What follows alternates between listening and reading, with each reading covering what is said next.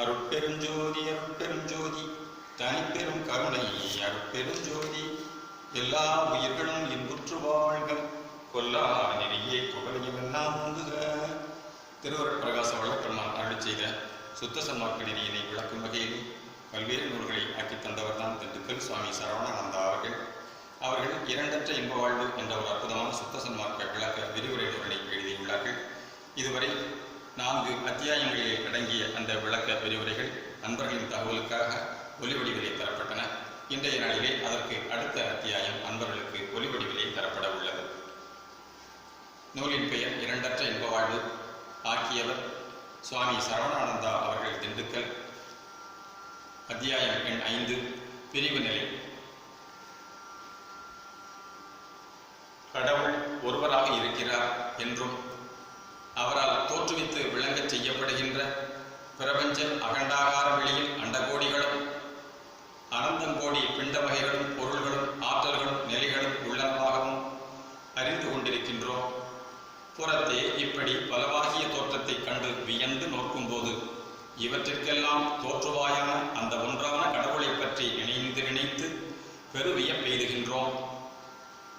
அகவிருக்கும் ஒன்றான கடவுளை சத்தியமாக நித்தியமாக இருக்கின்றதாகவும் புறம் சூழுகின்ற பலவாகிய பிரபஞ்சம் நிலையற்றதாய் தோன்றி அழிந்து கொண்டிருப்பதாய் காண்கின்றோம். ஆகையால் பிரபஞ்சம் அனித்தியம் எனவும் பொய் எனவும் மாயை எனவும் கூறி வைத்து விட்டனர். இக்கூற்றால் ஏற்பட்ட ஒரு தவறான எண்ணம் கடவுள் ஒன்றுதான் உண்மை, சத்தியம், தேகாதி பிரபஞ்சமெல்லாம் பொய்மை, அசத்தியம், மாயை, மித்தை என திடமாய் நம்பப்பட்டு விட்டது. இதில் என்ன தவறு என்று மேலெழுந்த வாரியாக பார்த்தால் விளங்குகின்றதில்லை. தயவோடு இருந்து சற்று ஆழ்ந்து நோக்கினால் உண்மையை காண்பது எளிதே. அதாவது நித்திய சத்திய வஸ்துவாய் உள்ளவர் கடவுள் ஒருவரே என்பது உண்மைதான். அத்தோடு அவர் நித்தியமாய் அருட்பூரணராய் தன் உண்மையெல்லாம் வெளிப்பட ஐந்தொழிற் செயலுடன் விளங்கிக் கொண்டிருக்கின்றதும் உண்மையாகும். அவரும் நித்தியம், அவரது ஐந்தொழிற் காரியமும் நித்தியம் என்பது தெளிவாகி விடுகின்றது. ஆண்டவரது ஐந்தொழிற் காரியப்பாடே இந்த தேகாதி பிரபஞ்சமெல்லாம் என்று கூறவும் வேண்டுமோ? ஆகவே இந்த அருட்காரியப்பாடாகிய தேகாதி பிரபஞ்சம் முழுமையாக கொண்டு நோக்கப்படும் போது நித்திய செயற்பாடாக அறியப்படுகின்றதாம். ஆகையால் இந்த பிரபஞ்சம் சதா மாற்ற தோற்றங்கள் கொண்டும் மறைந்தும் வெளிப்பட்டு கொண்டும் இருந்த போதிலும் முற்றும் ஆண்டவரின் பூர்ண அம்சமாக இருக்கின்றதால் என்றும் விளங்குவதாய் நித்திய நிகழ்ச்சியாய் திகழ்வதாய் தெளிகின்றோம். எனவே இந்த தேகாதி பிரபஞ்சம் அசத்தியம், பொய், மித்தை என்று கூறுவது பொருத்தமற்றதேயாம். இதுவரையும் இந்த ஜெகம் மித்தை என்று உபதேசிக்கப்பட்டு பலராலும் ஏற்றுக்கொள்ளப்பட்டு வந்துள்ளதே. அது எப்படி இப்பொழுது குற்றமாக, குறையாக, தவறானதாக கொள்ளுவது என்று கேட்கப்படலாம். அதற்கு சமாதானம் கூறுவான். கடவுள் நிலையும் உலக நிலையும் இதுகாலம் பிரிவு செய்தே நோக்கப்பட்டு வந்துள்ளன. உண்மையான இணைப்பு விளங்காதிருந்தது. அகத்தையும் புறத்தையும் ஒன்றுபடுத்தி என்றும் விளங்கச் செய்கின்ற அனகப்பாலம் ஒன்று அமைக்கப்படாதிருந்தது. ஆகையால் தான் அகநிலை பெற்ற ஆன்மானுபவிகள் அவ்வகத்தே இருந்து கொண்டு எதனையும் பற்றாது நோக்கினார்கள். அப்போது அவர்களுக்கு அகமுடையான் ஆகிய கடவுள் ஒருவரே நித்திய சத்திய பரம்பொருளாக விளங்கியது. அவருக்கு அந்நியமாக இந்த தேகாதி பிரபஞ்சம் நிலையற்றதாய் விளங்கியது. நிலையற்றது என்பது உண்மைதான். ஆனால் இது நித்தியமான பதியருளின் தடைபடா இயக்கம்தான் என்பது உண்மையிலும் உண்மையாகும். ஆகவே இயங்கு நிலையில் சதா மாற்ற தோற்றத்தோடு விளங்கிக் கொண்டிருக்கின்ற இந்த தேகாதி பிரபஞ்சம் உண்மை கடவுளுக்கு அந்நியமல்ல, அனன்னியமேயாம். இதனால் கடவுளும் உண்மை, அவரது அம்சமான தேகாதி பிரபஞ்சமும் உண்மையே என தெளிந்து கொள்ளலாம். இந்த மகா பிரபஞ்சத்தை முழுமையாக நோக்கி நித்தியபதியின் அம்சமாக கொள்ளாது பிரித்து நோக்கி ஒவ்வொரு உயிரின் தோற்றத்தையும் பொருளின் இயல்பையும் ஆற்றலின் தரத்தையும் அனுபவத்தின் பயனையும் தனித்தனியாக கொண்டு ஆய்ந்து பார்த்து இவற்றில் எதுவும் நிலையற்றதென கண்டும் இன்ப வாழ்வுக்கு உதவாதது என கருதியும் இவை யாவும் பொய், மித்தை என கூறினர் என்று அறிந்து கொள்ளுகின்றோம். வேறு உலகம் வேறு என்று இரண்டுபடுத்தி நோக்கும் வரை மனிதன் துவைத நிலையில் இருக்கின்றான். ஆன்மசுருவி ஆகிய தான் உலகில் பற்று கொண்டு வாழ்கின்ற வரை தான் கடவுளை பிரிந்து மாயையில் சிக்கிக் கிடக்கின்றதாக நினைக்கின்றான். கடவுள் பற்றற்ற பரநிலையில் இருந்து கொண்டு மனிதனை இவ்வுலக வாழ்வில் பக்குவம் வரும் வரை செலுத்திக் கொண்டே இருக்கின்றார். மனிதனும் கடவுள் விதிக்கின்ற நியதிப்படி உலகில் பலகாலம் வாழ்ந்து வாழ்ந்து அறிவு நிரம்ப பெறுகின்றான். அவ்வறிவின் நிறைவில் தன்னைத்தான் அறிகின்றான். தான் இதுகாலம் தேகத்தையே தனது உண்மை சொரூபமாக கருதியிருந்தது பிசகு என்ற அறிவு ஏற்பட்டுள்ளது. இந்த தேகத்திற்குள் இப்பொழுது இருந்து கொண்டு விளங்குகின்ற தான் அழிவற்ற ஓர் ஆன்மா என்பதை உணர்கின்றான். இந்த ஆன்மா அழிவில்லாதது ஆதலின் இதற்கு முன்பும் ஒரு தேகத்தில் இருந்திருக்கும் என்றும் இந்த தேகம் போய்விட்டால் மற்றொரு புதிய தேகத்திலும் இருந்து கொண்டு விளங்கும் என்றும் உணர்கின்றான். நித்தியமாகிய ஆன்மா தான் என அறிந்து கொண்டவன் தனக்கு இந்த தஞ்ஞானம், அதாவது செல்ஃப் நாலெட்ஜ் உண்டாகும் முன்பு மன அறிவும் அதற்கு கீழான மற்றெல்லா புலனறிவும் வளர்ந்து நிறைவேறியுள்ளதற்கு எவ்வளவோ காலம் எத்தனையோ பிறப்புகள் ஏற்பட்டிருக்கும் என்றும் உணர்கின்றான். உண்மையான ஆன்ம ஞானம் ஏற்படாதவர்களுக்கு அவ்வான்மாவின் நித்தியத்துவம் விளங்காது. அது எல்லா பிறவிகளிலும் வாழ்ந்து வாழ்ந்து இந்நிலைக்கு வந்துள்ளது என்பதும் விளங்காது. அவர்களுக்கு பிறப்புகளின் இரகசியம் புலனாவதில்லை. ஒருவன் இறந்தால், அதாவது அந்த ஆன்மாவுக்குள்ள தேகம் நீங்கினால் மறுபடியும் வந்து பிறக்க மாட்டான் என்று கருதுகின்றனர் சிலர். இறந்தவர்கள், அதாவது உடல் நீங்கில ஆன்மாக்கள் முடிவில் நியாய தீர்ப்பு காலத்தில் கடவுளால் எழுப்பப்படுவார்கள் என்பது அவர்களின் கருத்தாம். உலகில் மெய்யறிவு விளக்கம் சிறிதும் பெறாதவர்களாயும் குற்றமும் குறைவும் நிரம்பியவர்களாகவும் ஒரு பாவமும் அறியாத குழந்தைகளாயும் கருவிலே வளருகின்ற சிசுக்களாயும் இருந்து இறந்து போனவர்களின் எண்ணிக்கை கணக்கில் அடங்குமா? இவர்கள் இறந்தபின் கடவுள் வந்து எழுப்புகின்றவரை வேணில் புதைப்பட்டு கிடப்பார்களா, அல்லது சிதைந்து ஒழிந்த உடல்களை விட்டுவிட்டு எங்கே எப்படி இருப்பார்கள்? முடிவில் இவர்களையெல்லாம் எழுப்பினால் அந்தந்த வடிவங்களோடும் குறைபாடுகளோடும் வருவார்களா, அல்லது ஆவி வடிவங்களில் தான் வருவார்களா? அப்படி வந்துதான் என்ன பயன்? எங்கு போவார்கள்? இவை ஒன்றும் உண்மையல்ல என்று சுத்த சத்விசாரம் செய்து கண்டு தெளிதல் வேண்டும். ஆன்மா நித்தியமாக உள்ளதென்றும் அது மெய்யறிவு விளக்க அனுபவம் பெறுவதற்கு தேகங்கள் பலவும் ஒன்றன் பின் ஒன்றாய் வழங்கப்பட்டு கொண்டே இருக்கின்றது என்றும் அறிய வேண்டும். எல்லா பிறவிகளிலும் வாழ்ந்து வாழ்ந்துதான் ஓர் ஆன்மா அனுபவத்தை பெற வேண்டியுள்ளது. ஆகையால் ஆன்மா என்பது மனிதனில் மட்டும் அல்லாது மற்றெல்லா சர அசர உயிர்களின் உள்ளிருந்தும் காரியப்படுகின்றதாம். ஆன்மாவுக்கும் புற உடம்புருவத்திற்கும் ஏற்பட்டுள்ள தொடர்பு உயிர் சக்தியினால் தான் விளங்குவது. இந்த உயிர் சக்தியில் ஆன்மாவின் அறிவு அனுபவ விளக்கம் மனிதனில் பூர்ணம் பெறுவது. ஐயறிவுடையவர்களில் ஆன்ம அறிவு ஐம்புலன் உணர்வுமயமாக மட்டும் இருக்கும். அதைவிட கீழான உயிர்களிலெல்லாம் அதற்கு ஏற்பட்ட புலன் அளவை குறைந்து விளங்கும்.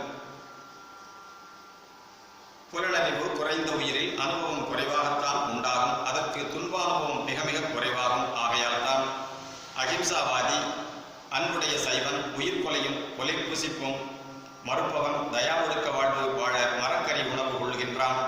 இவ்வுணவினால் கிடைக்கப் பெறுகின்ற சுத்த சத்தில் சத்துவ குணம் வளர்ந்து ஆன்ம ஞானம் வெளிப்படுவதால் புல்லாதிகளை உண்ணும் ஆடு மாடுகளில் சுத்த சத்தம்சம் சேர்ந்து பாலில் வெளிப்படுகின்றது. ஆகையால் பாலை ஏற்பவன் ஒரு பசுவிடத்திலிருந்து சுத்த சத்தையே பெறுகின்றான். அந்த கொழுப்பு சத்து மனிதனுக்கு நல்ல முறையில் கிடைக்கும்படியாக கடவுளால் அமைத்துக் கொடுக்கப்பட்டிருக்கின்றது. இந்த உண்மையை அறியாமல் தனக்கு தேவையான கொழுப்பு சத்துக்காக வேண்டி அந்த ஆடு மாடுகளையே வதை செய்து கொன்று ஏற்கப்படும் போது அது அசுத்த சத்தாக இருப்பதுமன்றி அன்பில்லாத வன் செயலால் பாவ காரியத்தால் கிடைக்கப் பெறுகின்றதால் அருள் விளக்கம் சிறிதும் விளங்குவதில்லையா? அடுத்த தலைப்பு ஆன்மாவும் உயிரும். இந்த தேகத்தில் இருக்கின்ற ஆன்மா உயிர் சக்தியினால் விளங்கிக் கொண்டிருக்கின்றது. உயிர் சக்தி இல்லையானால் ஆன்மாவின் இருப்பு விளங்குகின்றது. ஒடுங்குகின்றதில்லை. உயிர் ஒடுங்கிவிட்டது எனப்படும். ஆன்மாவோ நித்தியமானது. ஆகையால் அது இறக்க மாட்டாது. அதிலிருந்து வெளிப்பட்டு செயல்படுகின்ற உயிர் சக்தி உடலில் குறிப்பிட்ட காலம் வரை விளங்கும் போது எல்லா உணர்ச்சியும் வளர்ச்சியும் அனுபவமும் உண்டாகிக் கொண்டிருக்கின்றன. அவ்வுயிர் ஆன்மாவில் ஒடுங்கி மறைந்தொழியும் போது அவ்வெல்லா உணர்ச்சியும் வளர்ச்சியும் அனுபவமும் மறைந்து போகின்றனவாம். இந்த உயிரையும் ஆன்மாவையும் ஒன்றாக கருதுகின்றனர் உண்மை அறியாதவர்கள். இதற்கு ஒரு முக்கிய காரணமும் உண்டு.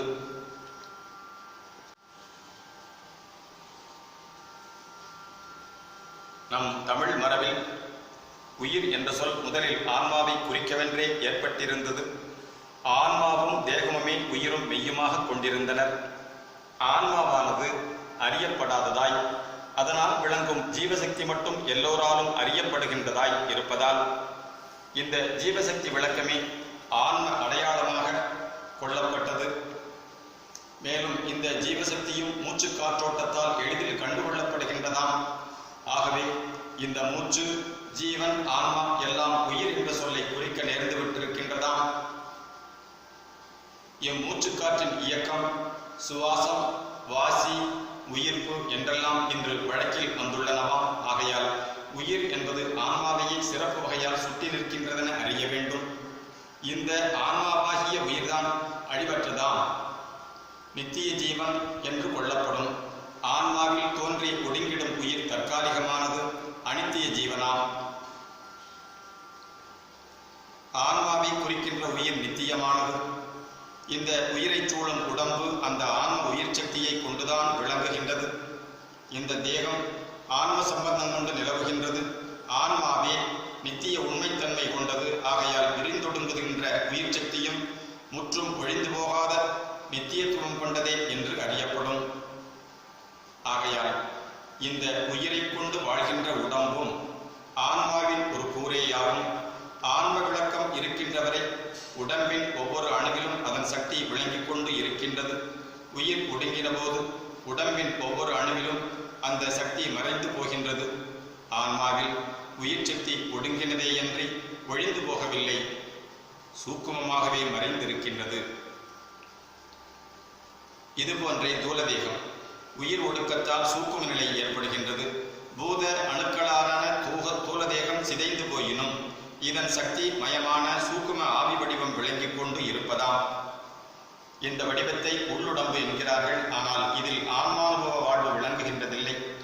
அதற்கு இந்த தூலதேகம் உடனாய் இருத்தல் வேண்டும். ஆகவே இம்மனித தேகத்தில் வாழ்ந்து கொண்டிருக்கின்ற ஆன்மாவுக்கே சுயானுபவம் சித்திப்பதென்று அறிகின்றோம். இதனால் இவ்வுடம்பு சிறப்புடையதாம். நித்திய ஆன்மாவை நன்கு விளங்கச் செய்து காட்டுகின்ற இத்தேகம் ஆன்ம அம்சம் கொண்டது, மெய்யானது ஆம். இதனால் தான் இது மெய் என்று கொள்ளப்படுகின்றது.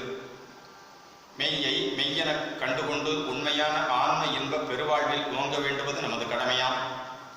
ஆன்மாவையும் தேகத்தையும் நித்தியம் அனித்தியம் என பிரிவு செய்து நோக்குகின்றவர்கள்தான் இந்த மெய்யான உடம்பை பொய் என்றும் ஒன்றுக்கும் உதவாத புன்புலால் ஆக்கை என்றும் மலபாண்டம் என்றும் வெறுத்து பழி கூறி துறக்க முயல்வர். அப்படி துறந்து விடுகின்ற ஆன்மாக்கள் அணுத்துவமாய் அருகி செயலற்று கிடப்பதன்றி எங்கனம் கடவுள் இன்ப அனுபவத்தோடு வாழ முடியும். அந்த தூலதேகத்தினிடத்து வைத்துக் கொண்டிருக்கின்ற ஆசையையும் வெறுப்பையும் விட்டுவிட்டு ஆன்ம நிலையில் பொருந்தி நின்று தயாவொழுக்க வாழ்வு மேற்கொண்டால் பொய்யென கருதிய சூழ் உடம்பும் மெய்யொழி கொண்டு என்றும் திகழலாகும். இப்படி அடைய வேண்டியதே மெய்யினை பெற்ற பெரும் பயனாம். இப்படி பொன்னாக மாறி பொலிந்திலங்க வேண்டிய இம்மனித வடிவை மாயை என தள்ளிவிட்டு மயங்கி கெடுதல் என்னே. ஆன்மாவையும் தேகத்தையும் பிரித்து வைக்க வேண்டாம். ஆன்மாவில் மற்றும் பற்று கொண்டு விட்டு உடலை துறக்க நினைக்கவே கூடாது. ஆன்ம வாழ்வினால் தேகத்தின் புன்மைகள் எல்லாம் தவிர்த்து கொண்டு பொன்மயமான சுத்த வடிவோடு சுகானந்த வாழ்வு வாழலாம் என்று நம் வள்ளலார் கண்டு அடைந்து விட்டார். இதனை இன்னும் அறிந்து கொள்ளாது இங்கு வேணி பொழுதுபோக்கிக் கொண்டு இருக்கின்றது திருவுள்ள சம்மதமல்ல என அறிய வேண்டும்.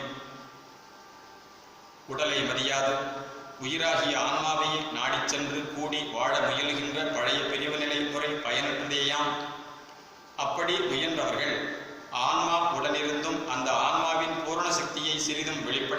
பெற்று வாழவே இல்லை. அப்படி பெற்று கொண்டிருந்தால் வெளிப்பட்ட அந்த தெய்வ சக்தி தேகத்தை சுத்த ஆன்ம ஜோதி மயமானதாக ஆக்கி தந்திருக்கும். அதுகொண்டு நோய் நொடி இல்லாத சுத்த உடம்பினராய் வாழ்ந்திருப்பார்கள். அப்படி பெற்றுக்கொள்ளாததினால்தான் பிணிகளால் பிணிக்கப்பட்டு மடிந்தே போயினர் பலரும். அவர்கள் முதலில் ஆன்ம உறவால் காந்தத்தை சார்ந்த இரும்பு அக்காந்த சக்தியை ஓரளவு பெற்றிருந்து விளங்கினது போல் ஆன்ம சக்தி கொண்டு ஒரு சில அற்புத சக்திகளோடு சில காலம் விளங்கினார்கள். முடிவில் இரும்பானது காந்தத்தால் மாற்றப்படாததால் துருவேறி அழிந்து போகின்றதே போல் அவர்களும் ஆன்ம வண்ண சுத்த உரு ஆக்கப்படாமல் பிடிபட்டு அழிந்தே போயினர் என்று அறிகின்றோம்.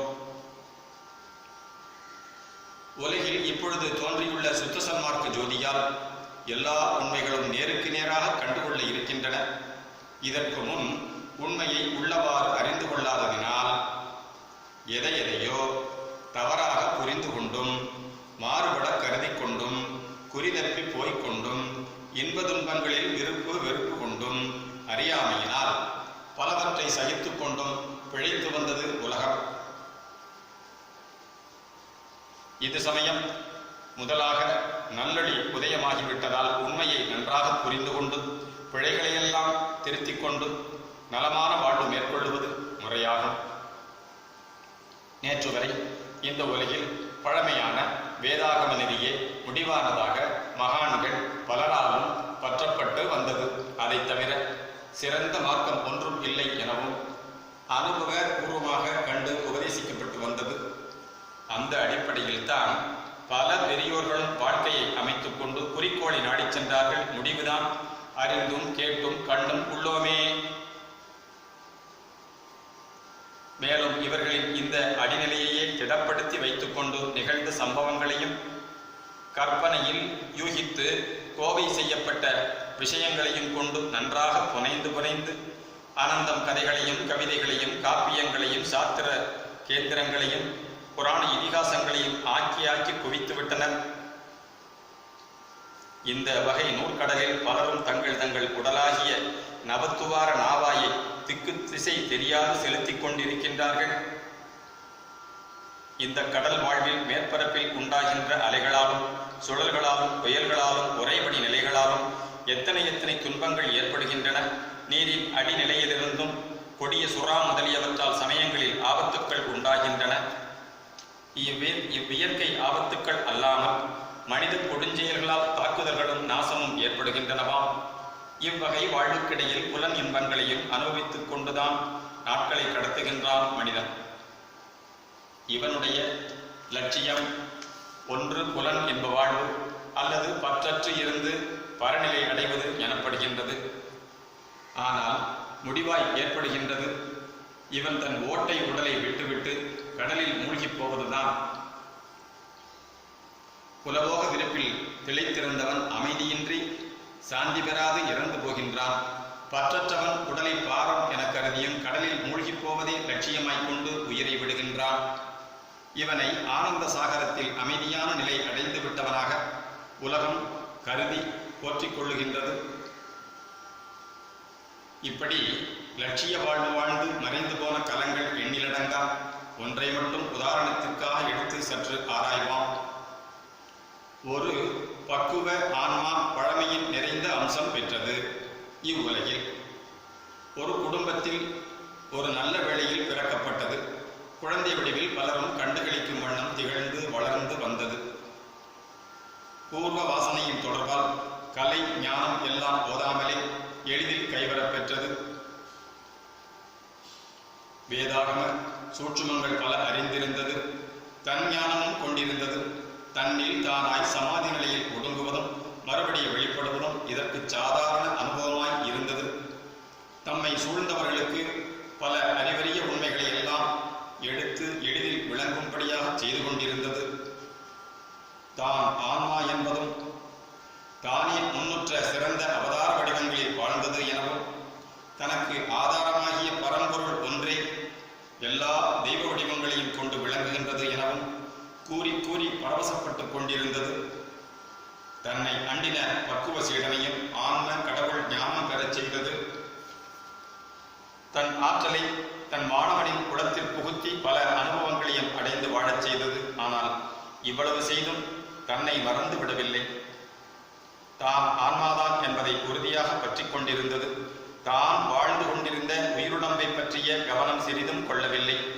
தெய்வ நியதிப்படி உடம்பு பல வகையில் பாதிக்கப்பட்டது, நொந்தது. அப்போதெல்லாம் அவ்வான்மா தன்னில் தானாய் உள்ளொடுங்கி நிற்கும் போது உடல் வாதனையை சிறிதும் அனுபவிக்காத நிலையில் இருந்தது. அவ்வொடுக்க நிலையில் பிரிந்து தேக நிலையுற்று வாழும் போதும் உடல் வாதனையில் சிந்தனை அதிகம் செலுத்தாது எதனையும் சகித்துக் கொள்ளும் ஆற்றலையும் பெற்று எல்லாம் கடவுள் சித்தம் போல நடக்கிறது என்று சமாதானம் சொல்லிக்கொண்டு இருந்தது.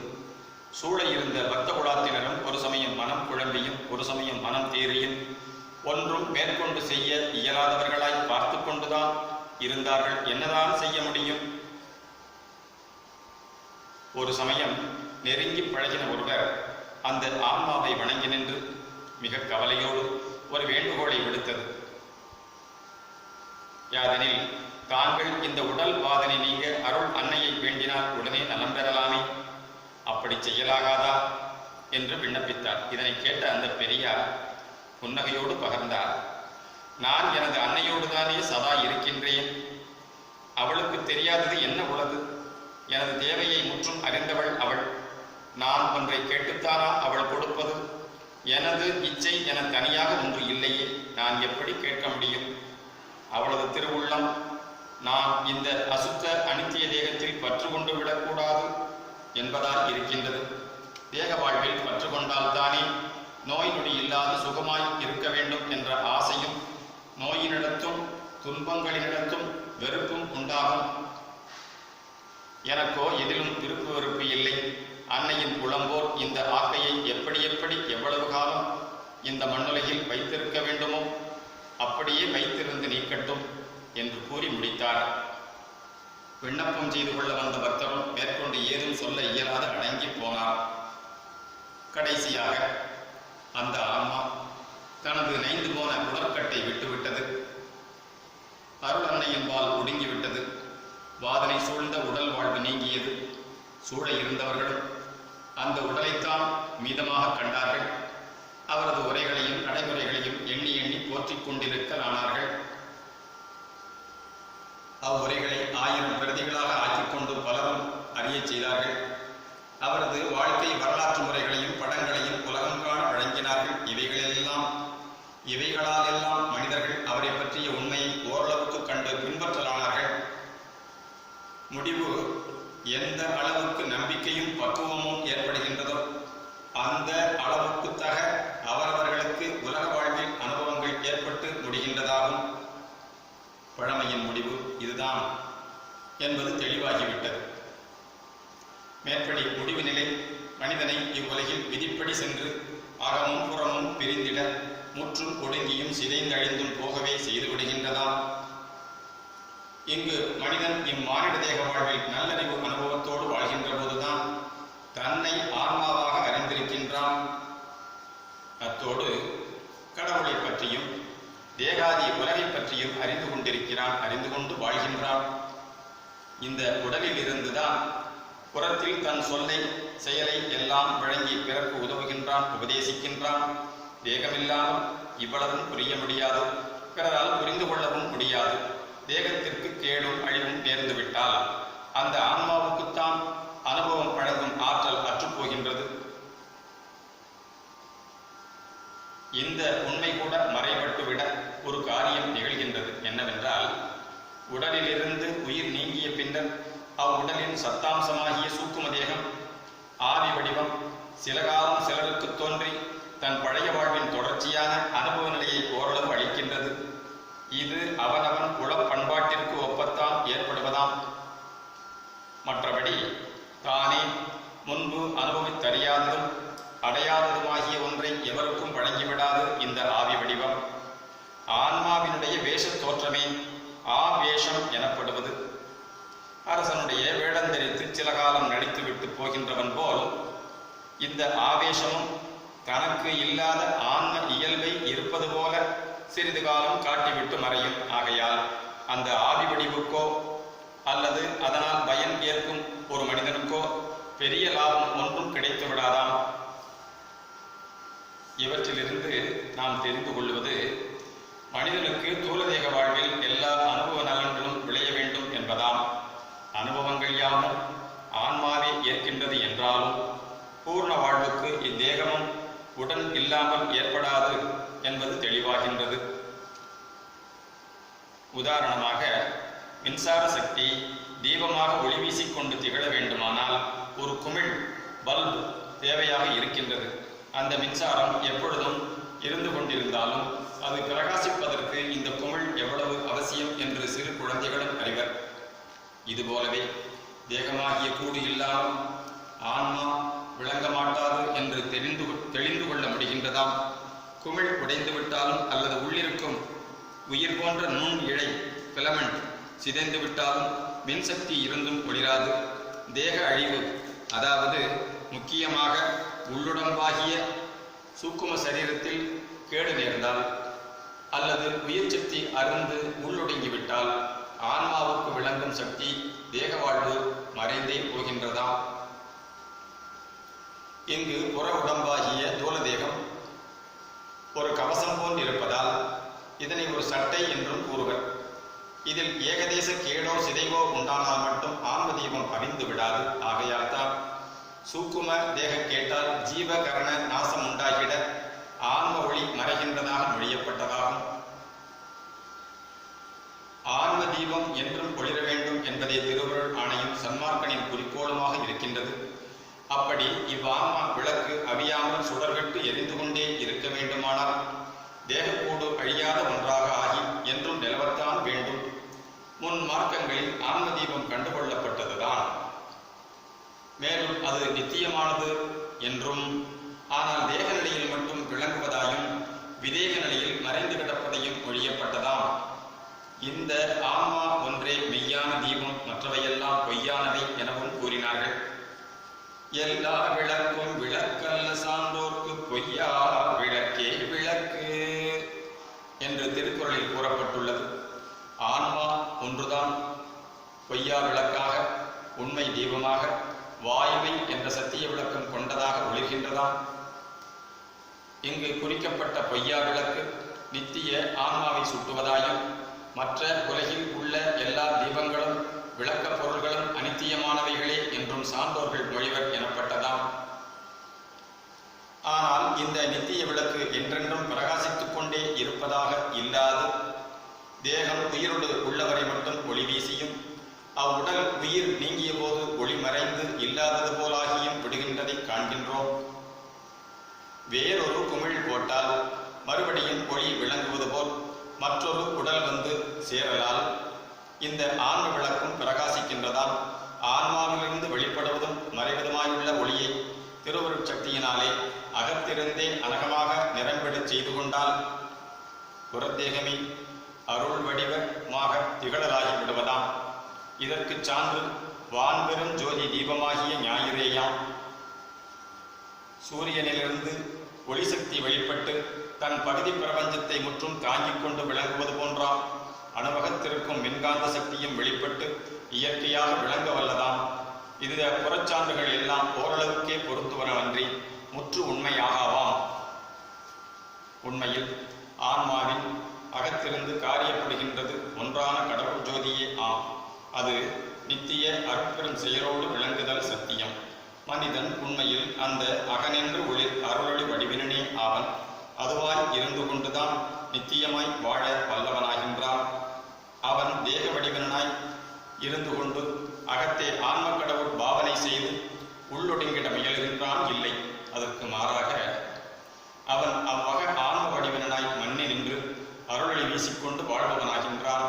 அவனது அருள் ஒளி சக்தியை விரிந்து தேக வடிவமாக நிறைந்து வெளிமுற்றும் ஒளிர்கின்றதாம். இப்பொழுது தேகம் அனித்தியமான பொய்நிலை மாறி நித்திய மெய்நிலை பெற்று விழுகின்றதாம். இந்த உண்மை மெய் விளக்கே விளக்கல்லால் வேறு விளக்கில்லை என்றார் மேலோர். நானும் பொய் விளக்கே விளக்கென உட்பொங்கி வழிகின்றேன் ஓர் புதுமையன்றே செய்விளக்கு புகழுடைய சென்னை நகர் நண்பர்களே செப்பக் கேளி. நெய் விளக்கு போன்றொரு தண்ணீர் விளக்கும் எரிந்தது சந்நிதியின் முன்னே என்ற திருவருட்பிரகாசரின் அனுபவ வாசகத்தால் உண்மை அறிந்திடலாம். முன்னிருந்தவர்கள் கடவுள் ஆன்மா ஒன்றே நித்திய தீபம் போன்றது எனக் கொண்டு வேறு ஒன்றும் அப்படி இல்லை எனவும் கொண்டு போற்றி வந்தார்கள். நானோ அகத்திருந்து பொங்கி வழிகின்றவனாய் அதுகொண்டு பொய் விளக்கான உடலையே மெய் விளக்காக மாற்றிடப் பெற்றுள்ளது ஒரு புதுமையல்லவே என்கின்றார் நமது வள்ளலார். இது இந்த நிலவுலகத்திற்கே அருள் விளக்கம் தரும் புகழ் படைத்துள்ள சென்னையம்பதிவாழ் நண்பர்களுக்கு ஓதி விடுத்த ஓர் அருட்பாவாகும். இங்கு ஒரு உதாரணமும் கொடுக்கப்படுகின்றது. நெய் தீபம் அதாவது எண்ணெய் விளக்கு எரிவது சாதாரண செயல். இந்த எண்ணெய்க்கு பதில் ஒருவன் தண்ணீரை வார்த்து விளக்கு எரிப்பது அசாதாரண செயலாம். இது அருட்சக்தியால் திருச்சந்நிதியில் விளங்குவதாம். இன்று விஞ்ஞான சக்தியால் ஒரு தீபம் தண்ணீர் என்றும் எண்ணெய் என்றும் ஒன்றையும் வேண்டாமல் மின்சக்தி கொண்டு இடையராது ஒளிவிட்டு பிரகாசிப்பதை காண்கின்றோம். இப்படித்தான் ஓர் ஆன்மாவும் அசுத்த கரண இந்திரிய சக்தியின் துணை சிறிதுமில்லாமல் சுத்த கரண ஆன்மஜோதி ஆகிய அருள் ஒளி கொண்டு விளங்க வல்லதாகி விடுகின்றதாம். தண்ணீர் விளக்கரித்த பெருந்தகையாளர் கடவுள் அருளை கொண்டு புறப்பொருளின் ஒளியை வெளிப்படுத்தினார்கள். அது இயற்கைக்கு மாறாக இருந்தது. ஆகையால் அதனை அற்புதம் என்று மக்கள் கொண்டனர். அது அருளாற்றலின் ஒரு கூறு என்பதை உணர்கின்றோம். இதுபோல் யோக சக்தியாலும் விளக்கு எரிக்க முடியும் என்பதை முன்பிருந்த யோக சித்தர்கள் நிரூபித்துள்ளனர். நாதோபாசனையில் கனராகம் அல்லது தீபக இராக சித்தி பெற்ற யோகி ஒருவன் தீபத்திற்கு தேவையான குத்து விளக்கு, எண்ணெய், திரி முதலியவற்றை முறையாக இணைத்து வைத்து முன்னிலையில் அமர்ந்து மேற்படி தீபக ராகத்தை காணம் செய்தால் விளக்கின் திரி பற்றி கொண்டு சுடர்விட்டு எரிய ஆரம்பித்துவிடும். இதுபோல் ஒரு யோகி தன்னில் அதிக சூட்டை உற்பத்தி பண்ணிக் கொள்வதும் வீட்டையும் வாழைக்கட்டையும் கழுமரத்தையும் எரியச் செய்வதும் சாத்தியமேயாம். இதுவன்றி மாயா கர்ம சித்திகளை கைவரப் பெற்றவன் கூட சிறு தெய்வ சக்தியால் நினைத்த இடத்தில் தீப்பற்றி எரியச் செய்வதும் சாத்தியமே. இவைகளைப் போன்ற தீயல்ல நம் அருட்பெருஞ்சோதி. இது உலகம் கண்டும் கேட்டும் அறியாத நித்தியானந்தத்தை வழங்கும் ஒன்றாகும். அண்டங்களை கூட எரிக்க வல்ல பேராற்றல் கொண்டதுதான். எனினும் தன் தயாபெரும் சக்தியால் நம் உடலின் அசுத்த அனித்திய மாசினை மட்டும் நீராக்கி தேகத்தை தயா வடிவாக்கிட வல்லதாகும் பெருமை கொண்டதா. ஒரு சுத்த சன்மாக்கி இந்த அருள் ஒளியை பெற்றுக்கொண்டால் அவன் வேறு அந்த ஒளி வேறு என துரிதமாக இருப்பதில்லை. அவனே அதுவாய் இரண்டர கலந்த வண்ணமாய் விளங்குகின்றான். ஆகையால் தான் அவனது முழுத்தன்மையும் அருள்மயமாகி நிலவ நேருகின்றதாம். அருஞ்சோதி சக்தியை அவனது உடலையும் உயிரையும் நிறைத்துக் கொண்டு விளங்கலால் நித்தியத்துவம் பெறுகின்றதாம். கடவுள் ஒருவரே என்றும் அவர்தானே எவருமாகி விளங்குகின்றார் என்றும் பலகாலம் அறிவிக்கப்படுகின்றோம். ஆகவே பிற எவரும் எக்காலத்தும் கடவுளை சென்றடைய முடியாது. அப்படி அடையச் சென்றவர்கள் கடலில் கலந்த நதி போன்று மறைந்தே போவார்கள். ஆகையால் ஒருவன் தன்னை கடவுள் ஆன்ம வடிவில் கண்டு, அதாவது தேகம்தான் என்ற உணர்வை நீக்கிக் கொண்டு தயா வாழ்வு வாழ முற்படும் போது அகமிருந்த கடவுளே அனகமாக விரிந்து அந்த பக்குவியின் வடிவம் கொண்டு விளங்கலாகின்றார். இங்கு புறத்தில் பார்த்தால் மனித வடிவினாகவும் அக அனுபவத்தில் அந்த ஒன்றான கடவுளே தன் திரிதேகத்தில் ஒன்றான அருள் வடிவம் கொண்டு விளங்குவதாகவும் அறியப்படுகின்றதாம். இந்த சன்மார்க்க சாத்தியன் அருள் ஒளி உடம்பில் வாழ்கின்றான். எங்கும் தானாய் இருந்து வருவதையும் உணர்கின்றான். இவனுக்கு மாயா காரிய பிணி உடம்பு இல்லை என்பது தெளிவு. இவன் இந்த உடம்பை எப்படி பெறுகின்றான் என்றால் அகம் ஒன்றிய விசாரத்திலிருந்து வேண்டி வேண்டி முறையிட்டு அனக தயா ஒளியை நிரப்பிக்கொண்டு வாழ்க்கை நடத்துவதால் தான் தயாஜோதி உருவம் எய்துகின்றான் என்று அறியப்படுகின்றது. இப்படி செய்யாமல் பிற எந்த முயற்சியை தேக நிலையில் இருந்து செய்தாலும் சரி, தன் அகங்கார முயற்சிகளை விட்டுவிட்டு கடவுள் சித்தம் போல் அருள் அன்னையின் திருவுள்ளம் போல் நடக்கட்டும் என்று கூறிவிட்டு உண்டுறங்கி பொழுதுபோக்கிக் கொண்டிருந்தாலும் சரி, பிறப்பு இறப்பற்ற சுத்த வாழ்வு மலராது. விதிப்படியே தேக வாழ்வு கழிந்து ஒழிவது திருவருளுக்கு சம்மதமேயாகும். இதனால் தான் கடவுளை நம்பி புகழடைந்து மற்ற எதனிடத்தும் விருப்பும் வெறுப்பும் இல்லாதிருந்தவர்களும் கூட கடவுளாகி இங்கு வாழக்கூடாது கோயிலர் என்று அறியப்படுகின்றது. மேலும் மனிதனுடைய வினையுடம்பு இயற்கையில் குறைபாடு உடையதே ஆதலின் அக்குறைபாட்டை நீக்கிக் கொள்ள செய்யப்படும் நல்ல முயற்சி உலகியலில் ஓரளவு பயன் தருதல் இயற்கையேயாம்.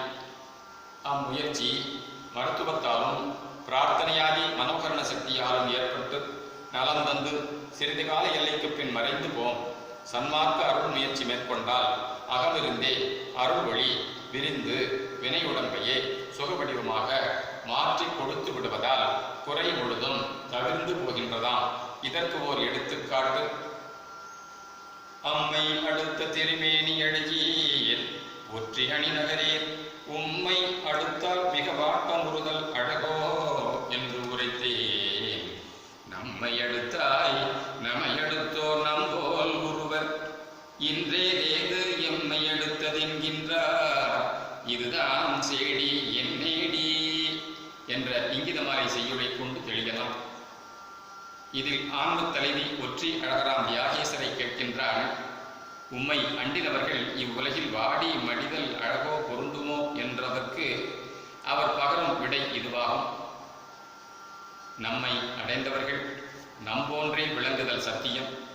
நீயே இப்பொழுது நம்மை அடைந்து இந்த உண்மையை தெரிந்து கொண்டிருக்கின்றாயல்லவா என்கின்றார்.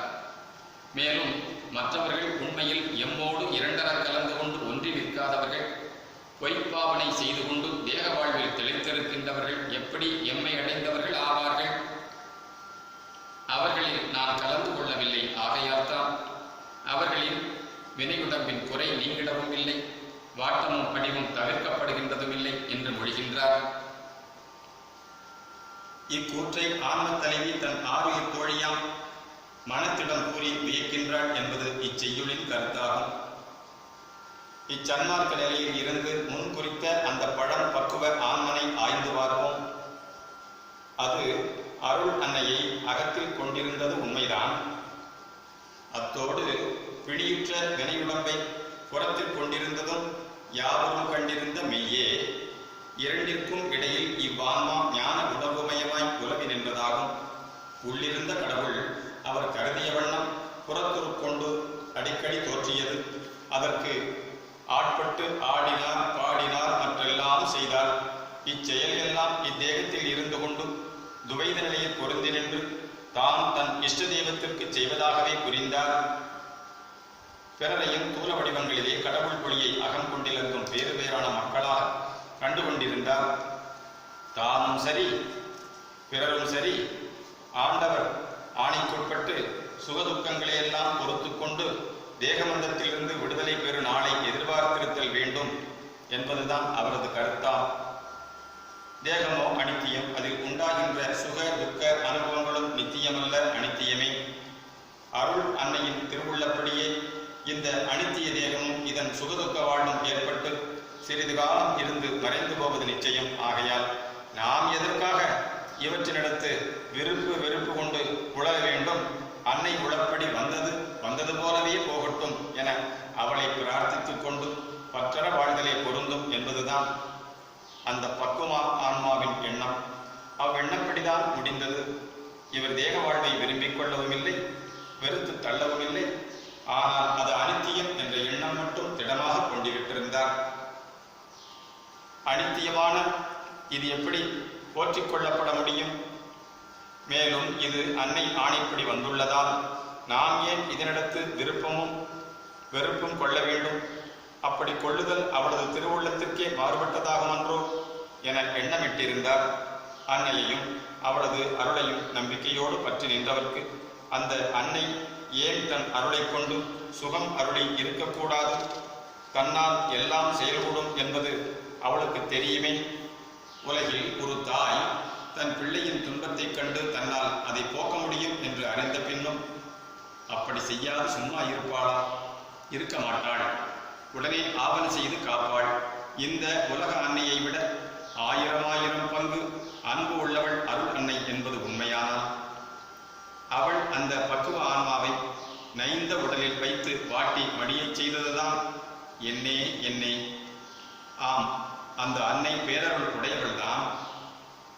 அவள் ஓர் ஆன்மாவுக்கு எது எது எந்த காலத்தில் வழங்க வேண்டும் என்பதை முற்றும் அறிந்தவளாவாள். உலகத்தாய் தன் விருப்பாலும் உண்மையை அறியாமையினாலும் சகியாமையினாலும் அவசரப்பட்டு வேண்டத்தகாததை செய்யத்தகாததை செய்து விடுவாள். அதனால் நன்மைக்கு பதில் தீமையே விளைந்துவிடும்.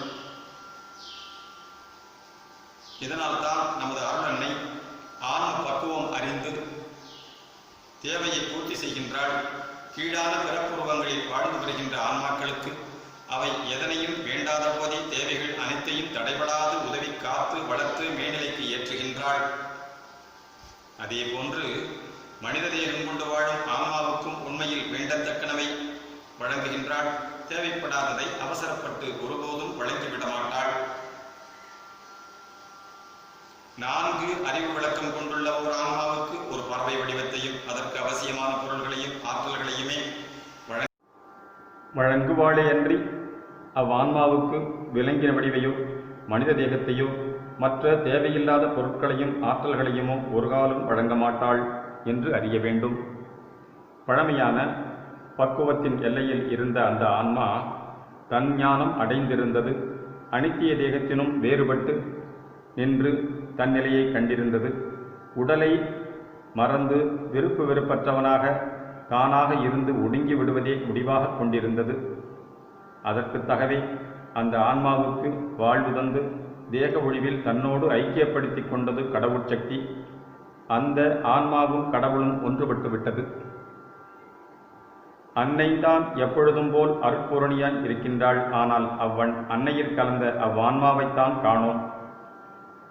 இதுபோன்ற எத்தனை ஆன்மாக்கள் தோன்றி அன்னையில் ஒன்றிப் போயினவோ இதுகாரும். அன்னையின் திருவுள்ளம் எல்லா ஆன்மாக்களும் தன்னிலைக்கு சேர வேண்டும் என்பதுதான்.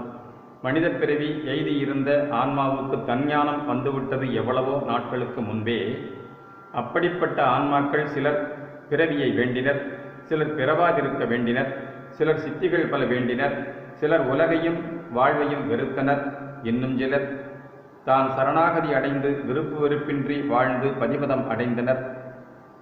இவர்களுக்கு தேவையானவைகளை அறிந்து அவ்வக்காலங்களில் அருளியுள்ளார் நமது அன்னை. ஆன்ம நிலைவரை சென்றும் சக்தி அன்னையை கண்டுகொண்டும் துவைதமாயிருந்து அத்துவைதமாய் கலந்து போவதே முடிவானதாக கொள்ளப்பட்டிருந்தது. இதனால் அவர்கள் இத்தேகத்தில் இருந்து வாழக் கருதவில்லை. அன்னையும் அவ்வான்மாக்களுக்கு வேண்டப்படாத சரீரத்தை நியதிப்படி மடிந்து போக விட்டுவிட்டாள்.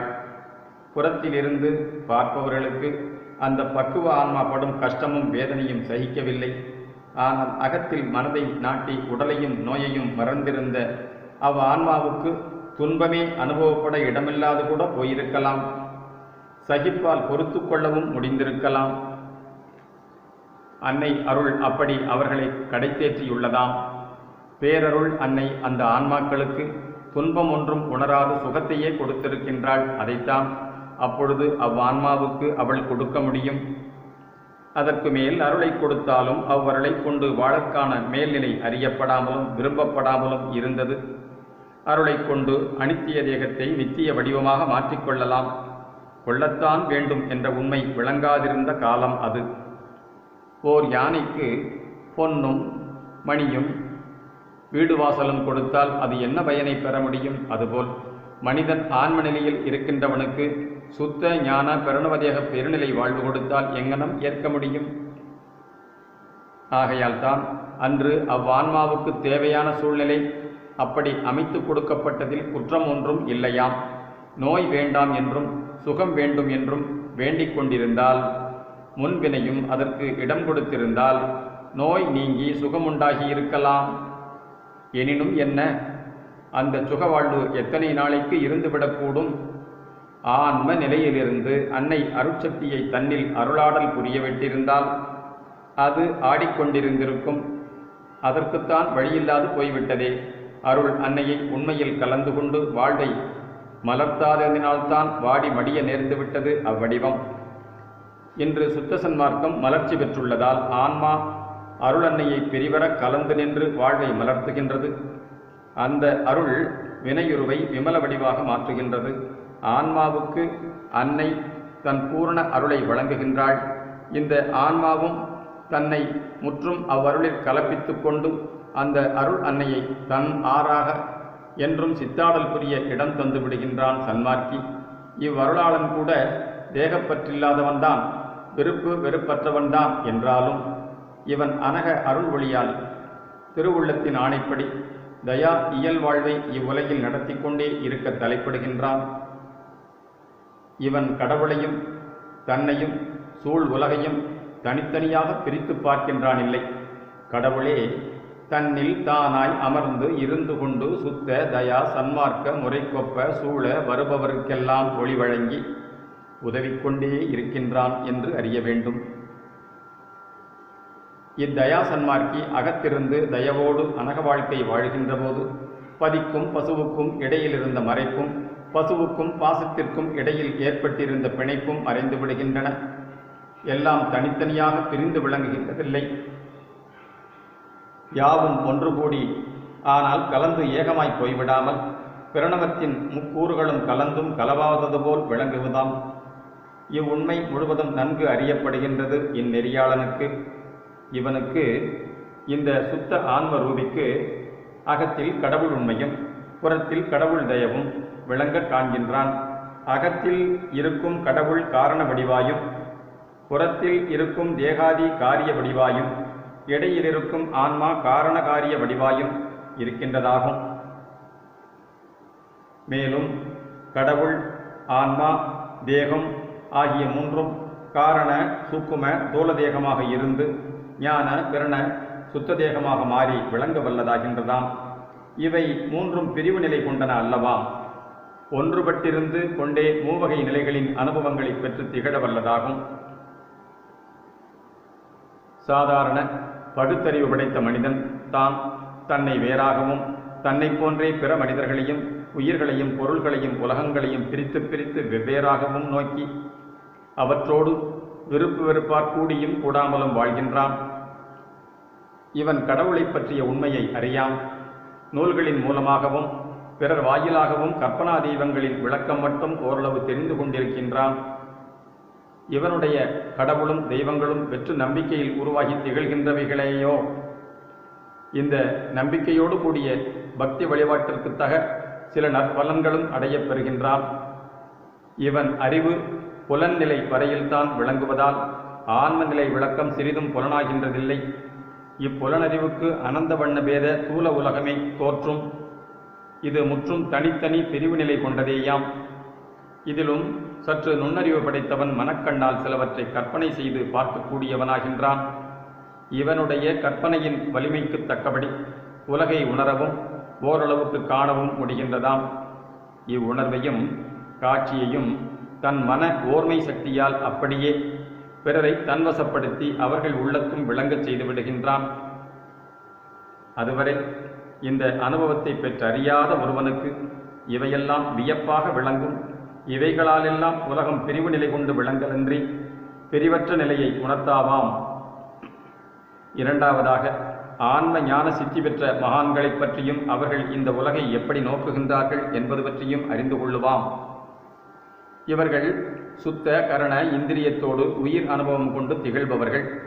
இப்படி திகழும் ஒருவன் ஜீவதேகத்திற்கு ஆதாரமாய் அழிவற்றதாய் உள்ளவன் தான் என்று அறிந்திருக்கின்றான். இவனது வடிவம் நித்திய ஆன்மஸ்வரூபம். இந்த ஆன்மாவுக்கு ஆண்டவரால் ஜீவதேகங்களும் போகப் பொருள்களும் மேலும் மேலும் வழங்கப்பட்டு கொண்டே இருக்கின்றன என காண்கின்றான். நல்வினை பயனாகவும் தீவினை சார்பாலும் நன்மையும் தீமையும் வந்து வந்து சூழ்ந்து சூழ்ந்து இன்ப துன்பங்களை விளைவிக்கின்றனவாக காண்கின்றான். பாவ வினைக்கீடாக துன்ப வாழ்வு சூழ்வதாலும் அறவினைக்கு தக இன்ப வாழ்வு வந்தடைவதாலும் ஒவ்வொருவரும் நல்ல அறவழியில் சென்று கொண்டிருந்தால் நல்லின்பமே வந்து சாரும் என்று அறிந்து நடத்தல் நன்றாம். இம்மனித பிறப்பில் வந்து தஞ்ஞானம் பெற்று கொண்டுள்ள இவன் மற்ற கீழான பிறவிகளை கடந்து வந்துள்ளதாக அறிகின்றான். இவனுக்கு இந்த பிறவியின் உயர்வும் சிறப்பும் விளங்குகின்றன. அறவழி செல்லாது பிற வழியில் சென்றால் இப்பிறவிய நஷ்டம் ஏற்பட்டு விடுமே என அஞ்சுகின்றான். இப்பிறவி கடந்தால் வேறு அறிவு விளக்கமில்லாத பிறவி வந்துவிட்டால் இப்பொழுது பெற்றுள்ள ஞானானுபவம் பெற முடியாதே. பின்னர் எப்பொழுது மனித தேகம் கிடைக்கப் பெற்று மறுபடியும் இந்த ஞானம் உண்டாகுமோ? யாரே அறிய வல்லவர்? இந்த ஆன்மா தானான அனுபவத்தில் ஒடுங்கிவிட தீர்மானிக்கின்றான். இவ்வான்மனில் இருந்து இவன் தன்னை ஓர் ஆன்மாவாக காண்கின்றான் முதலில். பின்னர் தன்னை போன்றே ஒவ்வொருவரும் ஒவ்வொரு ஆன்மாவே என்பதையும் அறிந்து கொள்ளுகின்றான். இந்த ஆன்மாதான் நித்தியமான வஸ்து, சூழ் பிரபஞ்சம், மாயை என்று அறிந்து கொண்டு கஞ்ஞான வாழ்வு மேற்கொள்ளுகின்றான். இவன் ஆன்ம நிலையிலிருந்து கொண்டுதான் தன்னை அடுக்கின்ற மாயாதேகிகளை கவனிக்கின்றான். ஒவ்வொருவரையும் தனித்தனியாகத்தான் பகுத்துணர்கின்றான். ஒவ்வொரு ஆன்மாவுக்கும் ஏற்பட்டிருக்கும் நாம ரூப செயல் வாழ்வு முறைகளும் தனித்தனியாக விளங்க காண்கின்றான். இந்த புறநிலை தோற்றங்களை பற்றற விட்டு ஆன்மாவில் லயமாகி சலனமற்று இருத்தல்தான் ஆன்ம சித்தி பெறும் முறை எனக் கொண்டுள்ளான். பிற ஆன்மாக்களுக்கும் தனக்கும் இடையில் மாயா பிரபஞ்சம் இருந்து பிரிவு செய்து கொண்டிருப்பதாக அறிகின்றான். தேகத் தொடர்பினால்தான் ஒவ்வொரு ஆன்மாவும் பேதமாய் தோற்றுகின்றது. நல்லவன், கெட்டவன், பக்குவன், அபக்குவன், ஆண், பெண் என்பனவெல்லாம் உடலை வைத்து பிரித்து உணர்வதேயாகும். தான் ஆன்மஸ்வரூபி என உணர்ந்தும் கூட தன் தேக சம்பந்தத்தால் தனது ஆன்ம இயற்கையை மறந்து தேக நிலையை வைத்தே உலக காரியங்களை புரிகின்றான். ஒருவன் முற்பிறப்பில் இன்ன இடத்தில் இன்ன பெயரோடு வாழ்ந்தேன், இப்படி இருந்தேன் என்ற வரலாற்றை கூறுகின்றான். விசாரணையில் அது சரிதான் என்றும் அறியப்படுகின்றது. இந்த முன்பிறப்பறிவால் என்ன பயன்? ஆன்ம லாபத்திற்கான பயன் ஒன்றுமில்லை. யாதனில் நித்திய ஆன்மாவுக்கு தேகம் ஒன்றன் பின் ஒன்றாக வந்து கொண்டிருப்பது இயற்கை. அவ்வான்மா தன்ஞானம் அடைந்து தன்மய வாழ்வது பெறுவது லட்சியம். இதனை மறந்து ஒருவனது நிகழ்கால சென்றகால வரலாறுகளை துருவி பார்த்து கொண்டிருத்தல் என்ன பயனோ? மேலும் இந்த முன் பிறப்பு விளக்கம் ஒரு தேகத்தில் வாசம் பண்ணுகின்ற ஓர் ஆன்மாவுக்கு பல வகையில் உண்டாகலாம். ஒன்று, அந்த ஆன்மாவில் உயிர் ஒடுங்கிய போது அத்தோடு மனோகரணமும் சென்று ஒடுங்கி அடுத்த பிறவியில் விரிவதால் ஏற்படும் உயிர் விளக்கத்தோடு அக்கரண விரிவால் அந்த ஆன்மாவின் முன்பு வாழ்ந்த உடல் அனுபவம் எண்ணம் தோன்றும். அதனால் அம்முன் வரலாறு ஓரளவு விளங்குவதாம். இரண்டாவதாக, ஒருவனது உடலில் பிரிந்த ஆவேசம் தக்க ஒரு குழந்தை வடிவில் புகுந்து சிறிது காலம் விளங்குமாயினும் அப்போது அந்த ஆவேசமே தனது வரலாற்றை வெளிப்படுத்தும். அதுவே அக்குழந்தையின் முன் வாழ்க்கை வரலாறு எனவும் கொள்ளப்படும். இந்நிலை சிறிது காலம் இருந்து மறந்து மறைந்து போம். மூன்றாவதாக, ஒரு ஆவி வித்தையில் வல்லவன் இறந்து போனவர்களின் ஆவியை குறிப்பிட்ட ஒருவனிடத்தில் வருவித்து அவனது வரலாற்றை வெளியிடச் செய்தலும் கூடும். இவையன்றி ஒருமை மனச்சித்தர்கள் தம் கருத்தை, ஆற்றலை, செயலை கூட பிறர்க்கு மனோசக்தியாலேயே வழங்கி புரிந்திடச் செய்வார்கள். இந்த சக்தி செயல்பட தூரமும் காலமும் தடையாய் இரா. இவ்வளவும் உள்ளுடம்பின் செயல்களாகவே கண்டுகொள்ளப்படுவனவாம். இந்நிலையில் தங்கிவிட்டால் மேல் ஆன்ம நிலையும் அதன் பயனும் அறிந்து அடைதல் கூடாது போம். ஆகையால் ஆன்ம நிலையை தெரிந்து ஒன்றுதல் வேண்டியது மேலேறும் மார்க்கமாகும்.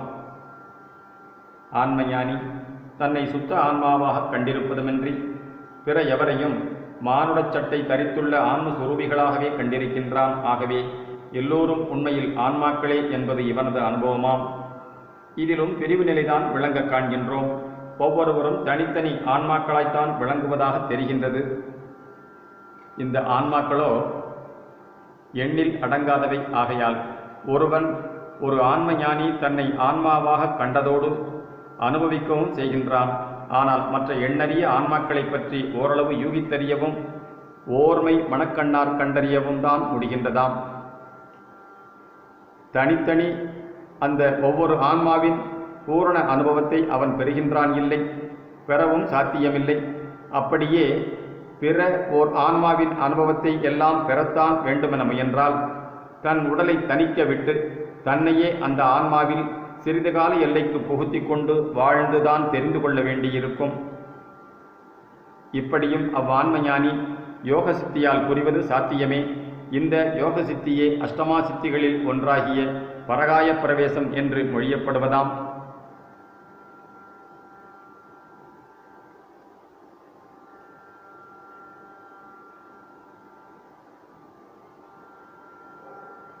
இப்படி ஓர் ஆன்மாவின் அனுபவத்தை தானே நேரடியாக பெற இந்த உபாயமே முன்பு கையாளப்பட்டது. இதுவெல்லாம் ஆன்மாக்கள் பலவாகவும் தனித்தனியாகவும் இருக்க கண்டு முயன்றதால் ஏற்பட்ட செயல்களே என அறிந்து கொள்ள வேண்டும். இதற்கு மேலே வெளிப்படுவது ஒன்றான பரமான்ம நிலையாகும். இந்த ஏக பரமான்மாதானே அநேக ஆன்மாக்களாய் எண்ணற்கரியனவாய் எக்காலத்தும் எவ்விடத்தும் தோன்றுவதும் மறைவதுமாய் இருக்கின்றதுமாம். இந்நிலையில் தான் ஒன்றான கடவுளே ஒவ்வொரு ஆன்மாவாக திகழும் உண்மை புரிகின்றது. இந்நிலையை முன்னர் ஆன்ம ஞானியும் தன் நிர்விகல்ப சமாதியின்கண் இருந்து புரிந்து கொண்டிருந்தான். இந்த தற்பர நிலையில் ஒன்றிய அவன் ஏகபரஞ்சோதி தரிசனையை பெற்று பிரம்மானந்தத்தில் மூழ்கி கிடந்தான். முடிவில் அதிலேயே கரைந்து மறைந்தும் விட்டான். இதில் கண்ட ஏக பரஞ்சோதி காட்சியால் பலவாகிய ஆன்மாக்களின் தனிநிலை மறைந்து ஒன்றான பரமான்மாவின் நிறைநிலை ஒன்றே விளங்கினதாகும். இங்குதான் தான் என்பதும் அதுவென்பதும் இல்லாது இரண்டற்ற அத்துவித பொருளே அதுவும் தானுமாய் இருக்க காணப்படுகின்றது. பிரிவு நிலை கடந்த ஏகநிலை காட்சி இதுவாகும். இந்த நிலையேதான் ஆன்மஞானியின் லட்சிய எல்லையாக விளங்கியது. எப்பொழுது வெளிப்பட்டுள்ள சுத்த சன்மார்க்கத்தினால் முன் கூறிய லட்சிய எல்லை கடந்து எல்லையற்ற பெருநிலையே லட்சியமாக ஆகிவிடுகின்றதை அறிகின்றோம். முன் ஞானியின் பிரம்மானுபவத்தில் விளங்கின ஏக பரஞ்சோதி காட்சியே இந்த சன்மார்க்கியும் தான் முதலில் காண்கின்றான். ஆனால் அதிலேயே கரைந்து மறைந்து போய்விடவில்லை இவன். அந்நிலையிலிருந்து தயவோடு வாழ விரும்புகின்றான். ஆகையால் இவனுக்கு அந்த ஜோதி நிலை தயா பெருஞ்சோதி நிலையாக விளங்குகின்றது. தானும் தன் தலைவனும் இரண்டர நின்று தயாகாரியம் புரிந்து கொண்டே இருக்கும் அனுபவம் ஓங்குகின்றது. இப்படி தன் நிலையில் பதி அனுபவத்தோடு வாழும் இவன் புறத்தேக நிலையை கடந்து சூக்கும உள்ளுடம்பு நிலையையும் கடந்து தான் ஓர் ஆன்மா என்ற நிலையையும் கூட கடந்து பரமான்மபதி அனுபவத்தில் சலித்தலின்றி விளங்கிக் கொண்டுள்ளான். இந்த பரமான்மபதியோ எக்காலத்தும் எவ்விடத்தும் விளங்கும் ஒவ்வொரு ஆன்மாவாகவும் இருத்தலால் இப்படி அனுபவம் பெற்று விளங்கும் இந்த சுத்த சன்மார்க்கி இருந்த இடத்தில் இருந்து கொண்டே எல்லா ஆன்மாக்களின் எல்லா அனுபவங்களையும் நினைத்த மாத்திரத்தில் அடையக்கூடியவனாகியுள்ளான். இவன் பரகாய பிரவேசம் செய்து பிறிதொரு ஆன்மாவின் அனுபவத்தை தெரிந்து கொள்ள வேண்டியதில்லை என்று அறிய வேண்டும். இவனே பிரிவற்ற பெருநிலையையே எங்கும் கண்டு சுத்த தயவினால் ஒவ்வொரு ஆன்மாவுக்கும் தயவு செய்து கொண்டு பிரிவற்று எக்காலும் வாழ்ந்து கொண்டே இருப்பான். இதுதான் ஓர் ஆன்மாவுக்கு திருவருளால் ஆணை செய்யப்பட்டுள்ள முடிவு நிலை. இதில் அவ்வான்மா கடவுளையும் தேகத்தையும் பிரிவரக் கொண்டு சுத்த சுகபூர்ண இன்ப நிலையில் வாழ்கின்றதாகும். இதற்கு கீழ்ப்பட்ட எந்த ஒரு நிலையிலும் எந்த ஒரு ஆன்மாவுக்கும் நித்தியானந்த வாழ்வு கூடுவதில்லையாம். அவைகளிலெல்லாம் பிரிவு நிலைதான் கண்டும் அனுபவித்து கொண்டும் இருக்க நேரும். பிரிவு என்றாலே முழுமையற்றது என்றுதான் விளங்கும். இந்த பிரிவால் இறப்பும் பிறப்பும் உண்டாகின்றன. பிரிவே இவைகளாய் இருக்கின்றன. பிரிவு மனப்பான்மையே உயர்வு தாழ்வுக்கும் உறவு பகைக்கும் உயிர்களின் கூட்டு வாழ்வுக்கும் தடையாக இருக்கின்றதாம். சுத்ததயா விசாரத்தால் தான் ஒருமையும் தயவும் பெருக பெருக இந்த பிரிவு தோற்ற நிலை ஒழியும். இதனால் வரும் இடர்பாடுகள் கழியும். ஆன்ம உரிமையும் அதனால் அன்பு செயலும் வெளிப்பட்டு இன்பானுபவம் ஓங்கும். இதுகாரும் மனிதனை மனிதன் வேற்றுமை கண்ணோடு நோக்கி நோக்கி பிரித்தாண்ட பிழைபாடான செயல்களெல்லாம் ஒழிந்து போகட்டும். இதற்கு உற்ற துணையாய் உதவி நின்ற கற்பனா நூல்கள் தம் உண்மையையே காட்டி நின்று கடவுள் நிலைக்கு மனிதன் ஏற பயன்படட்டும். மனிதனுக்கு சுத்த தயா ஞானம் வந்து உலகில் எல்லோரோடும் ஒத்து வாழ நம் தயாபெருஞ்சோதிபதி தயவு செய்வாராக. ஒவ்வொருவரும் கருணை கடவுளோடு பிரிவரக் கூடி நின்று என்றும் இன்புடு வாழ்வார்களாக. இத்துடன் 5வது அத்தியாயம் நிறைவுறுகின்றது. அருட்பெரும் ஜோதி அருட்பெரும் ஜோதி தனிப்பெரும் கருணை அருட்பெரும் ஜோதி தயவு.